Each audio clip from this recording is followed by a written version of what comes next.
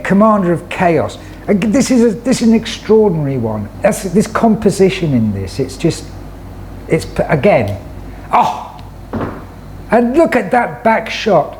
Camden, September 1985.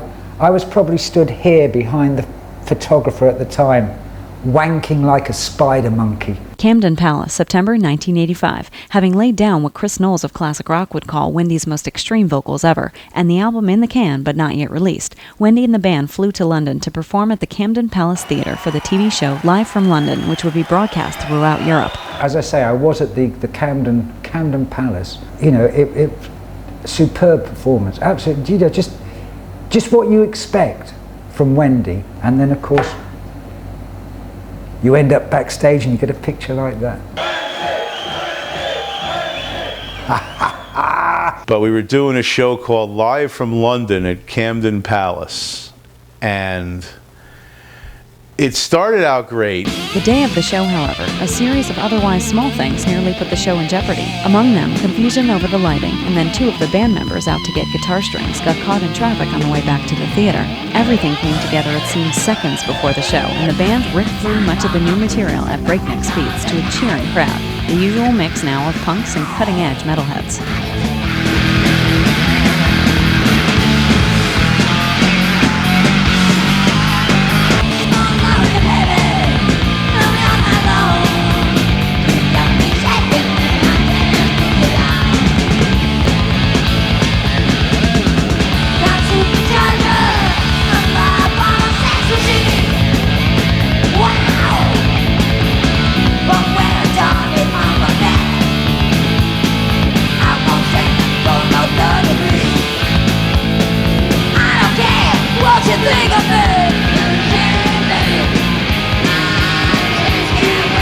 Lemmy and Wurzel from Motorhead made a surprise appearance to join Wendy and the band for the song Jailbait.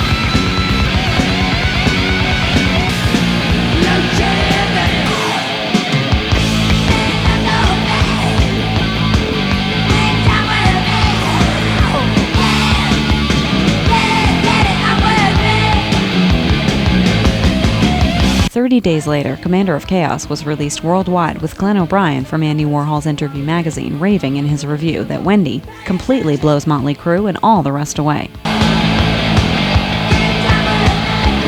And Chris Knowles of classic rock later writing, Chaos brings back the lightning-fast tempos of early Plasmatics, this time not as punk but speed metal, and Wendy's scorching vocals are her most extreme, rivaling the overdriven guitars for sheer glass-shattering power. A ways into the Commander of Chaos tour, heavy hitter T.C. Tolliver had to leave the band for personal reasons, and Ray Callahan, another awesome drummer and remarkable find with a killer double bass style, was brought in as a replacement. It came about through the bass player Greg Smith. And having worked with Greg before in other situations, Greg had asked me would I be interested in an audition. Being a fan to begin with, I jumped all over it. It's actually funny because the actual audition, I was late. I didn't know the other guys in the band. They were a little annoyed. Rod looked a little annoyed. I got stuck in traffic coming in from Long Island into Manhattan. And I had to get my equipment up to the loft as quick as I could, set it up. Then I had asked the guys in the room if they minded if I jammed a little to break a sweat to get the LIE out of me and stuff. So they agreed. So we just started kicking around this wild jam. We were just going off, and then Rod came in and said, can I see you in the office? And then he said you could leave your drums. And I couldn't believe it. I didn't even meet Wendy to that point. When he brought me in the office, that's when I met her. And being a fan, it was exciting, you know. And then they said, you have 2 weeks to learn the entire show, and then we're playing the Santa Monica Civic Center. Wendy had done a part for the film Reform School Girls that was now in post-production. Neither she nor Rod liked the film when it came out, saw it once and never looked at it again, but at this point the producers had heard Commander of Chaos and wanted to include 3 tracks from the album in the movie score. They also approached Rod about producing the title track for the film and having Wendy sing it. The song was not something he or the band would have written, or Wendy would have ordinarily sung, but it was an up-tempo song, and under the circumstances they agreed to do it. Uncle Brian from the Brock joined Rod as co-producer and also played sax. He also appeared in the video that the film company had asked Rod to produce and direct of the track. The video consisted of live footage shot of Wendy singing the song at the Ritz in New York, cut with scenes from the film. You're not quite sure what you're going to get, you know, when you're doing a video like that, but once we actually started the filming and started the process, Again, Wendy being such a command, the energy level just went up and people were going nuts. There was people jumping off the stage, climbing over our monitor system and going in, and we had security on stage, and somebody threw security in the crowd, and they're all being passed around on everybody's heads. Everybody in the room was just having a ball. It was just so exciting and fun for everybody to be involved with that. One day Rod said to me, hey, you want to be in the Reform School girls video wearing a tutu?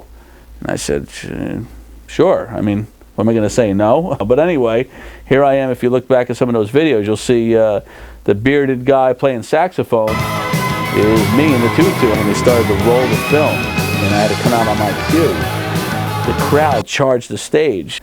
The way they charged the stage, I almost like knocked the saxophones and almost knocked me right out because they just charged the stage, and the crowds really participated in those shows.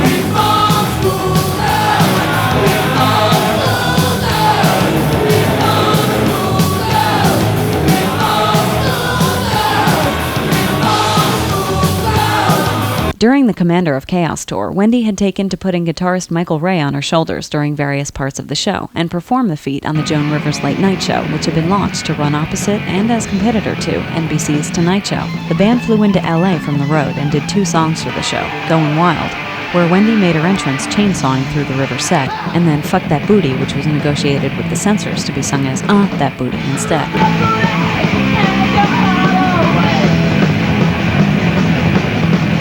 The Joan Rivers story is a classic. Wendy was going to enter by chainsawing through the Joan Rivers set, her facade that came down. You know, she basically needed to grab the chainsaw from me and walk. Now, we had the chainsaw rigged. It had a safety switch that if you let go of it, it would stop running.